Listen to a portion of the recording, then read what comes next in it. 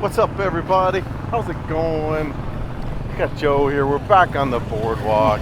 Right, Yeah. back on the boulevard. Yes, the boulevard of broken dreams. Char. Boulevard of Broken Dreams. Is that Green Day? Absolutely. Ah, Yeah. that's so cool, Joe.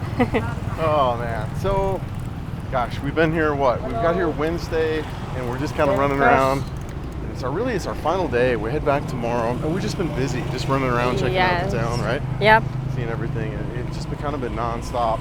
Real quick, I want to shout out to Mike and Janet for getting us down there, really just taking care of us and being phenomenal hosts, and then as well as Paul, just doing the interview with him. It's such a dream. A year ago, I was in the process of making the decision to come here. I gave my notice for work. I put in my notice for my apartment, so it's just really kind of a dream to be here, kind of doing what I'm doing. But the topic of this video is just really kind of the closing thoughts and just kind of wrap up and really just kind of look at the differences from Cebu to Dumaguete. So a whole recap. What's that? A whole recap of Dumaguete. Yeah, kind of a recap of some of that stuff. We're walking along, so some of the key differences for me that I'm noticing, that I'm seeing right away, are the housing. So in Cebu, you've got these high-rise condominiums, right? Maybe 20 or 30 floors. In here, you don't have any of that. Yeah. There's only one condo as of the moment. One condo that you saw? Yeah. And even that, it's like maybe 8 stories tall. With I don't know. They're just, that is one of the big obvious things, and with that, kind of presents some challenges, right? And I feel in Cebu, it's so much easier for us to get a place. Yes. You just walk into a condo in Cebu at the basement, talk to security, and say, hey, give me a list of names of people who have houses for or condo units for rent. So here you really have to kind of drive around these neighborhoods.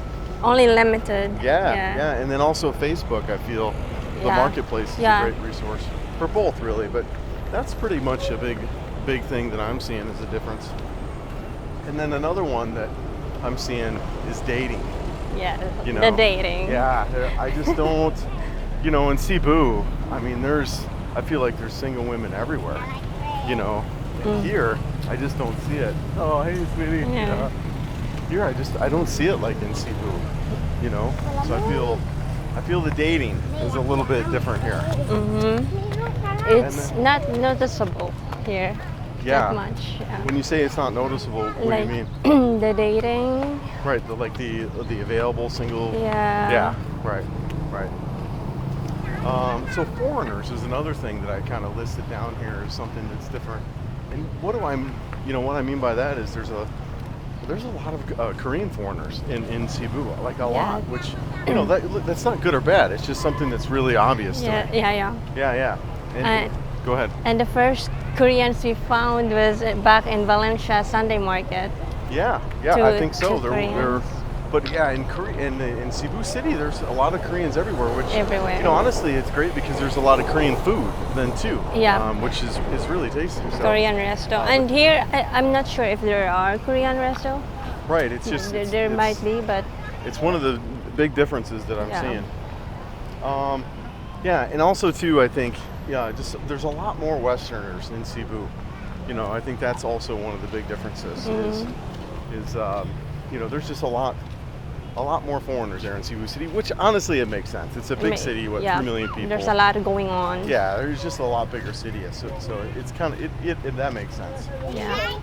So we've got a couple more lists here, and one of the things would be like pros and cons and that kind of thing. So on the list that I have for pros, I would say with Dumaguete is it's more of a laid-back lifestyle, right? Than in Cebu. I think the other note that I have here is it's really it's better for relationships. Yeah. Could you see that? Yeah. I feel that between us, and we think that this place is better for both of us. I agree. So. We've commented already that this space would be better for like a relationship. Yeah, and married. I think there's just so many, there's so many single women running around like flirting and that kind of deal that it's just, so it's actually down on my list too for who should go to Cebu. But I think the pro would be it's better for a relationship. You're closer to nature here than in Cebu. more open scenic road for riding if that's kind of your deal. If you want to get out motorcycle ride, the roads here are a lot better. Bigger housing is another thing on my list that I have. Yeah, we noticed a beautiful houses, big house. Right. When we ride. Yeah, so in Cebu, your housing's going to be pretty small. You don't have a lot of options. The rooms are going to be a lot smaller. While here, I mean, we just went around all day today and looked at these 2-bedroom places that were, 3 times the size of our place where we're at. Yeah, we saw a massive kitchen where you can actually get a bed over there. Yeah, the kitchen was bigger than our studio in Cebu, for the same price. So housing is definitely a big difference here. So that's kind of on the pros. The cons, we talked a little bit about the cons of being here in Dumaguete. Not as many dating options. Not as easy to find rentals as we talked about here. You really have to kind of drive around and find rental stuff. And then really I think another con would be, if you're really into that condo type of living, like if you like the swimming pool and the gym and that whole deal. So that would also be another con. And then, a more country type of living. If you're a city person and, and you don't really want the country lifestyle, that would be that could be a con. So anything to add on that you can see, Joe? Yeah, this is a place to get into really the Philippine, how it is, how the Filipinos, and get to know the locals. Okay. And then the culture, I've got 2 other topics here that I kind of made notes on, and that's really the type of person that I see thriving in Dumaguete, and then also the type of person that I see thriving in Cebu City. So really the type of person that I see thriving in Dumaguete is someone who's resourceful, they're independent, they're single and not looking for a relationship, or they're married. That would be the kind of person that we really see thriving in Dumaguete here. And then the person I see thriving in Cebu City would be someone who's a new arrival to the Philippines. Yeah. Someone fresh off the boat. They're really this is their first experience in the Philippines. So that would be someone, also to mention this a little bit, someone who's a city guy, someone who likes the city, likes the nightlife, that kind of deal. Yeah. That would be someone who would thrive.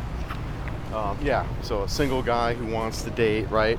And date, maybe what you want to date around or whatever, right? Not that I'm judging or any of that kind of deal, but let's say you want to date a little bit before you really kind of settle down. Cebu City would be an option for that. You really can't do that in the provinces out here. Word's going to travel fast. What do you call that? A cheek boy? Yeah, cheek boy. Right. Will be the talk of the Marites. Right. So, and then someone who's resourceful, independent, that would be someone who's thriving in Cebu City. Also too on my list that I made is maybe an older person. An older person who needs more medical attention. Yep. I think Cebu City would be a good fit for you. And then also too, I have in my note here, wheelchair or someone who's maybe handicapped. You'd have some better resource. We've seen several guys in Ayala who are in wheelchairs, so it's a lot more accessible there than it would be kind of in these other areas. You wouldn't have a lot of options. Yeah, more convenient for them. Yeah. Well, that's kind of my list that I had on this video, is kind of our closing thoughts and our comparisons. A lot more to come from us, obviously. Yeah, in the next few weeks. Right. Maybe, Yeah, we didn't really, there's going to be, we got all kinds of stuff. We got a lot of trips planned. Yeah, after Dumaguete, we're going to Bohol. We're going to Bohol. To explore a bit. Yep. So, Yeah, we're really trying to get out and do as much as we can in that area of Cebu City, and Bohol's right there. It's easy for us to get to, so we're going to be looking to do that. And then as well as some other stuff within Cebu City, some other restaurants, and kind of go through our favorite things about Cebu City before we leave in late December. Go explore the mountains. Yeah. For resort, restaurant, whatsoever. Yeah. So we still have 2 months in Cebu.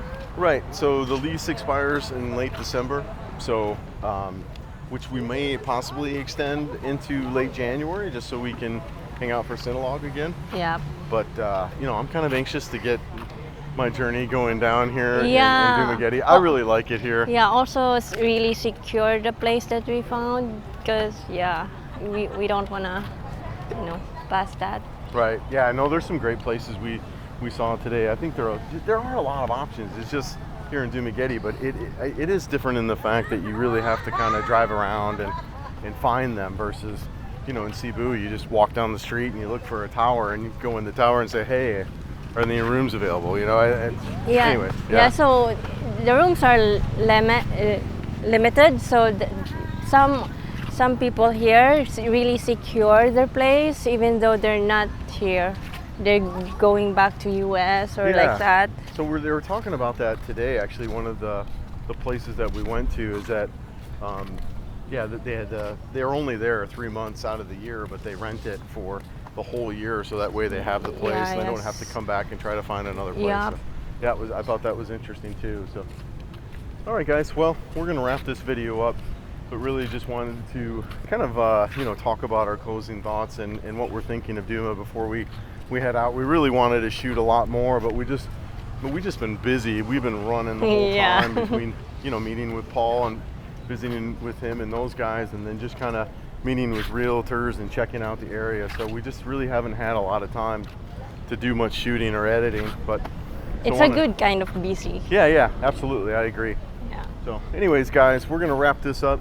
I think we're going to try to get tonight, it'd probably be a separate video, but we're going to try to get tonight with Mike and Janet and shoot something with them down here, and maybe Janet will eat balut for us. I don't know. Maybe Joe will. Make the girls eat some gross stuff. All right, guys. With that said, we'll be back in the next video. Really appreciate everyone who's new to the channel and checking us out. So yeah, and thank you for the subscribers. Right. for the new subscribers of his channel and mine. Yeah, that's awesome. Yeah, check her channel out. What's your channel again, Joe? Joe the Litania. There you go. Yeah. All right, guys. Till the next one. We'll see you. Empin. 12 minutes and pretty much a straight shot.